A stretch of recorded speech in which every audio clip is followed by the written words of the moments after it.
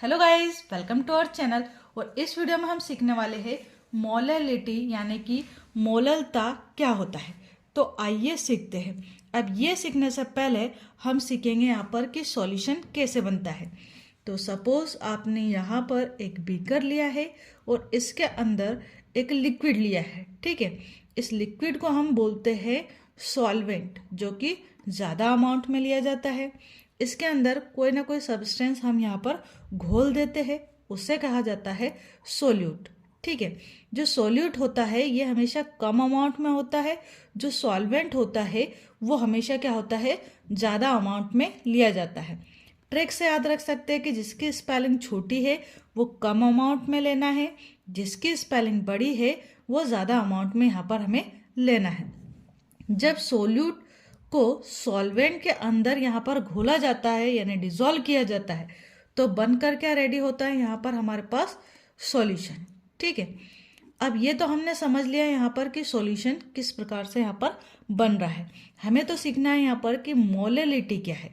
तो मोलैलिटी में क्या होता है कि हम ये जो सॉल्वेंट लेते हैं ना, इसका एक फिक्स अमाउंट लेते हैं। कितना लेते हैं? 1 किलोग्राम। कितना लिया? 1 किलोग्राम। 1 किलोग्राम जो हमारे पास सॉल्वेंट है, जिसे हिंदी में कहा जाता है विलायक। क्या कहा जाता है?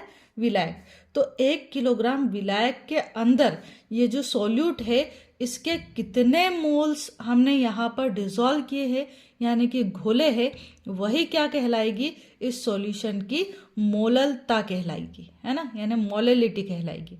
जैसे मान लीजिए सपोज मैंने यहाँ पर 1 किलोग्राम सॉल्वेंट लिया और उसमें सोल्यूट के 2 मोल डाल दिए। कितने मोल डाले? ओनली 2 मोल्स, है ना। 2 मोल यहाँ पर मैंने सोल्यूट के जो है इस सॉल्वेंट के अंदर अच्छे से डिसॉल्व कर दिए। तो यहाँ पर जो मेरा सॉल्यूशन बना है, इसकी अगर मेरे से मोलैलिटी पूछी जाए तो क्या मोलैलिटी रहेगी? 2 मोल पर किलोग्राम। 2 मोल पर किलोग्राम यानी कि 1 किलोग्राम में यहाँ पर मेरे पास 2 मोल जो है वो सोल्यूट के घुले हुए यानी डिसॉल्व है, ठीक है। अब अगर इसके हमें डेफिनेशन लिखनी है तो डेफिनेशन कैसे लिखेंगे? यहाँ पर number of moles of solute which are dissolved in 1 kilogram. ये टर्म याद रखना है आपको, है ना, कि 1 किलोग्राम और क्या लेना है यहाँ पर? सॉल्वेंट लेना है ना। क्या लेना है? सॉल्वेंट। सॉल्यूशन मत लिखना है तो गलत हो जाएगा। ये चीज़ याद रखनी है कि 1 किलोग्राम यहाँ पर हमें सॉल्वेंट लेना है। जब हम मोलैलिटी की बात करेंगे तो यहाँ पर क्या लोगे आप? 1 किलोग्राम सॉल्वेंट यानी number of moles of solute which are dissolved in 1 kilogram solvent is called as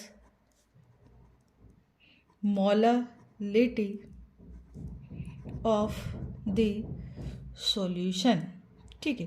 तो इतनी सी डेफिनेशन लिखनी रहेगी आपको। इसके बाद आप बता सकते हैं कि इसे हम कैसे डिनोट करते हैं। तो इट इज डिनोटेड यानी कि इसे हम स्मॉल m के द्वारा डिनोट करते हैं या प्रदर्शित करते हैं ना। ये स्मॉल m से इसको आप रिप्रेजेंट कर सकते हैं।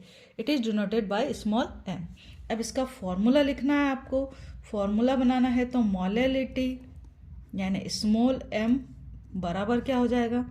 ऊपर लिख दो number of moles of solute, और यहाँ पर अपॉन में लिखना आपको वॉल्यूम की जगह यहाँ पर अपन लिखेंगे मास। क्या लिखेंगे? Mass of solvent. क्या लिखना है? मास।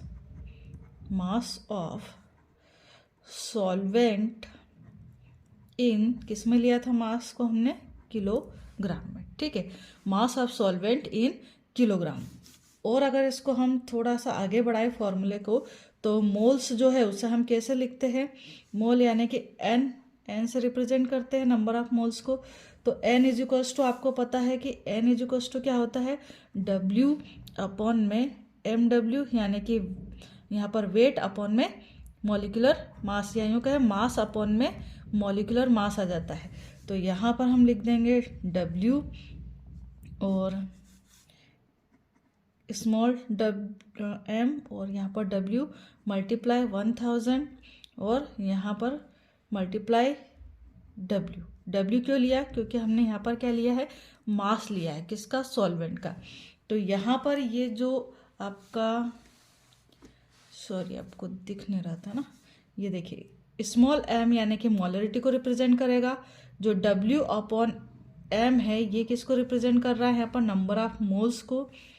यहाँ पर मास ऑफ सॉल्वेंट जो है वो कैपिटल W से रिप्रेजेंट हो रहा है। यहाँ पर किलोग्राम में लिया है, अगर इसको ग्राम में कन्वर्ट करते हैं तो 1 किलोग्राम में 1000 ग्राम होते हैं, इसलिए यहाँ पर हम 1000 लगा देते हैं। या तो यहाँ पर ग्राम लिख दो या फिर किलोग्राम लिख दो, ठीक है। तो यहाँ पर आप अगर 1000 लिख रहे हैं, 1000 लिख रहे हैं यहाँ पर, तो आप यहाँ पर लिख सकते हो ग्राम, ठीक। अब यहाँ पर अपन देख लेते हैं कि ये जो स्मॉल w है वो किसको रिप्रेजेंट कर रहा है। तो स्मॉल जो w है वो मास ऑफ सोल्यूट को रिप्रेजेंट कर रहा है। किसे? Mass of solute. ये जो MW है ये यहाँ पर मॉलिक्यूलर मास ऑफ